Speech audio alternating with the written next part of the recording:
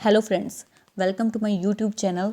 तो हाल ही में ट्रिब्यूनल्स रिफॉर्म्स एक्ट है 2021 का बहुत ज़्यादा न्यूज़ में है और इसी की वजह से सुप्रीम कोर्ट और सेंटर में जो है स्टैंड अप है और टसल है जो हमें देखने को मिल रही है।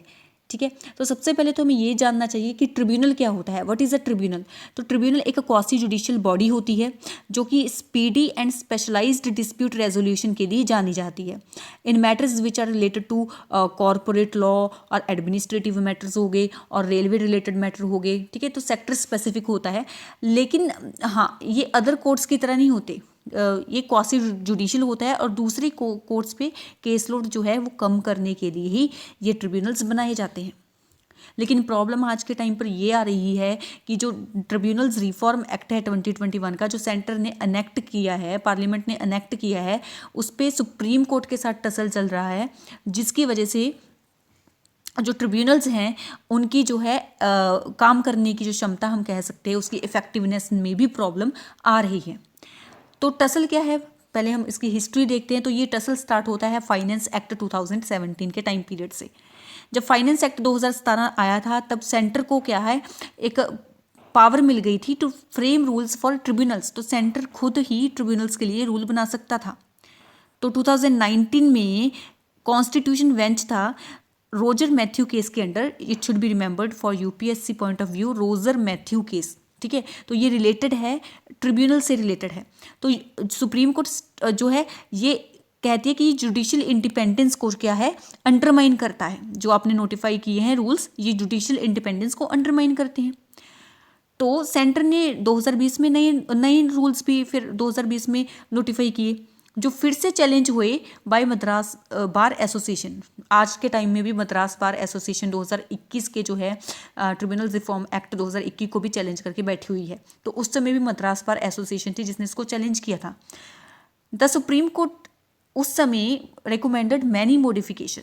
सुप्रीम कोर्ट ने 2020 में बोला कि अगर ठीक है आप ट्रिब्यूनल के जो रूल्स फ्रेम करना चाहते हो तो ऐसे होने चाहिए कि कम से कम 5 साल का टेन्योर होना चाहिए ट्रिब्यूनल मेंबर का। ठीक है, क्योंकि अगर उसका टर्म शॉर्टर होगा तो उसको ऐसे डिस्करेज हो जाएंगे जो मेरिटोरियस कैंडिडेट्स हैं, जो मतलब कि इस चीज़ के लायक हैं।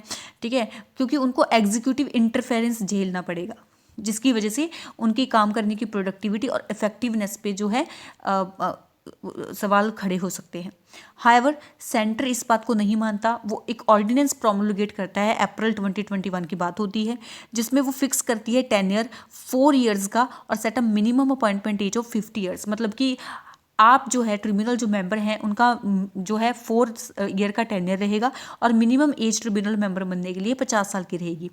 ठीक है, तो कुछ टाइम बाद सुप्रीम कोर्ट फिर से आती है आगे, फिर से स्टैंड ऑफ फिर से शुरू हो जाता है और इसको फिर से ट्रक डाउन कर देती है इन प्रोविजंस को आर्बिट्रेरी बोलते हुए and contrary to the separation of powers. तो पार्लियामेंट फिर से एक मंथ के बाद में द ट्रिब्यूनल्स रिफॉर्म्स एक्ट लेकर के आती है, री इनेक्टिंग द सेम प्रोविजंस। तो आर्ग्यूमेंट्स क्या दिए जाते हैं यहाँ पर? जो पटिशनर्स हैं वो आर्ग्यू कर रहे हैं कि अगर आप 4 साल का टेन्योर लेकर के आ रहे हो ट्रिब्यूनल्स मेंबर के लिए तो उनके लिए इनसिक्योर है and it is susceptible to executive pressure, specially if they hope to be reappointed. अब कोई ट्रिब्यूनल मेंबर है वो रीअपॉइंटमेंट की होप में क्या करेगा, सेंटर के जो है जो एग्जीक्यूटिव है प्रेशर के अंडर आ जाएगा और कहीं ना कहीं एग्जीक्यूटिव इंटरफेरेंस रहेगा इन जुडिशियल, ठीक है, उसके जजमेंट्स में। तो they also contented that the age limit arbitrarily excludes successful younger lawyers even though a person can become a high court जज एट अ यंगर एज। अगर भाई हाई कोर्ट का जज आप एक यंगर एज में, कम एज में बन सकते हो 50 साल से, तो ट्रिब्यूनल का मेंबर क्यों नहीं बन सकते 50 साल से कम में? तो ये सवाल भी खड़े होते हैं।